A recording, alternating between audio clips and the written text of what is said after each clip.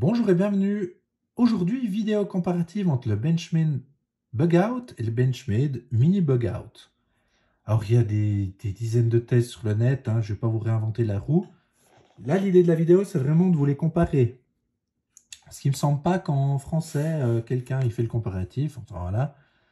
Donc, déjà, sur le Bugout, on est sur un couteau qui a une belle taille. Pour son encombrement et son poids. Il fait 52 grammes. Il a une taille de lame de 8,23 cm pour une épaisseur de 2,3 environ mm. Une longueur totale ouverte de 19 cm environ et une longueur totale fermée d'un peu moins de 11 cm. Le Mini Bugout, on est sur une lame de 7,1 cm, 7,2 quasiment, donc 1 cm de moins environ. On est sur une taille ouverte de 16,5 cm et sur une taille fermée de 9,4 cm. Donc, on est toujours à 1 cm, 1 cm et demi entre les deux si vous voulez bien. Et le plus important, il fait 42 grammes, donc 10 grammes de moins. C'est vraiment des couteaux exceptionnels en termes de prestations, prestations taille. Voilà, c'est fou qu'ils arrivent à faire un couteau aussi chouette dans 50 grammes. Oh, test de coupe toujours. Là, je veux dire, c'est dingue. Vous ne sentez pas, c'est fou. Voilà. Ici, à comparer les lames, comme on peut le voir, la hauteur de lame, il n'y a pas grand chose de différence. Il doit avoir 2-3 mm. Je crois qu'on est à 2,1 cm d'hauteur pour le Mini Bugout et 2,4 pour le Bugout standard. Et en termes de tranchant, de tête, on a 6,8 ou 6,9 cm sur le Mini Bugout et sur le Bugout standard 7,9 de tranchant vraiment, j'entends. Alors c'est pas donné officiellement, je sais plus où j'ai vu ça. Enfin bref. Tout ça pour dire que, voilà, je pense qu'il y a une demande pour qu'il sorte le petit, parce que certains trouvaient peut-être ce Bugout trop grand. Moi, honnêtement, je trouve bien, dans le sens où, au niveau de la prise en main, c'est pas excellent. Je peux pas dire que c'est excellent, mais c'est bon. C'est bon. Vous voyez, on l'a bien en main. Ce qui n'est pas forcément le cas du Mini Bugout. Comme je disais dans ma précédente vidéo, où je le comparais, ce Mini Bugout, au Spyderco Para 3 Lightweight. Voilà. Je sais pas trop quoi vous dire de plus, à part que vraiment c'est une version mini et que ça va dépendre vraiment de ce que vous avez besoin. Si vous voulez un petit couteau EDC, le plus petit possible et le plus cool possible, c'est le Mini Bugout. J'entends, voilà, si on met de côté l'histoire que la prise en main n'est pas des meilleures, vous aurez le truc le plus petit possible. Vous allez l'oublier tellement c'est petit. C'est juste incroyable. Mais j'ai envie de dire, c'est presque dommage parce que le Bugout standard est aussi exceptionnellement compact. On se rend juste pas compte. Mais c'est une prouesse, ces deux couteaux.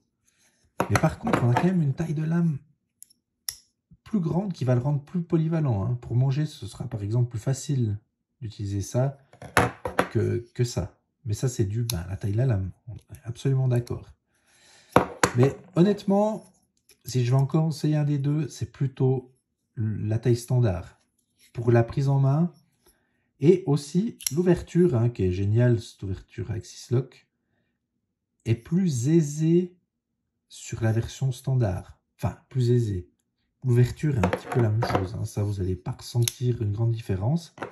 par contre, la fermeture, voyez, c'est pas une histoire de serrage. Hein. Bon, là, effectivement, effet démo, c'est bien allé. Mais de manière générale, la version, décidément, je les nettoie trop bien.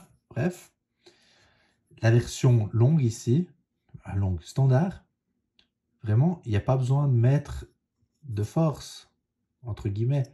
Plus naturellement, la lame va se fermer seule. En fait, quand vous, ici, tac, c'est direct. Vous voyez ce que je veux dire? Le bug out, le mini bug out, pardon, faut parfois plus l'aider pour qu'il descende. Enfin, c'est une sensation en les ayant en main. Hein. Mais sinon, c'est deux excellents couteaux. Hein, avec ici les clips discrets, réversibles. D'ailleurs, le clip est le même hein, sur l'un et sur l'autre. Enfin, voilà. C'est deux excellents petits couteaux. Mine de rien, super solide, quoi que les gens en disent. Hein. Allez voir les torture tests, comme j'en ai déjà parlé dans la vidéo avec le lightweight. Ouais, alors c'est clair, ça donne moins confiance qu'un couteau balèze, etc. En même temps, c'est des couteaux vraiment faits, des couteaux EDC urbains. Ils sont vraiment faits pour ça. Voilà, je peux vous les comparer peut-être à d'autres, comme par exemple ici, si on parle de 8 cm, au Badlands Vagabond, on n'est vraiment pas du tout sur la même chose. Hein. Vraiment pas, vraiment pas. Mais pas non plus sur le même poids. La lame est pas mal, hein. Assez équivalente, pas mal, mais c'est pas du tout le même type de couteau. Un qui pourrait bien concurrencer ce mini bug out, ce bug out standard, pardon, c'est ce Kershaw Atmos. Parce qu'il est 3 fois moins cher et il est aussi dans les 50-60 grammes de tête. Mais avec une taille de lame plus ou moins équivalente. Hein? Vous voyez comment? On va le tester un jour, hein, celui-là.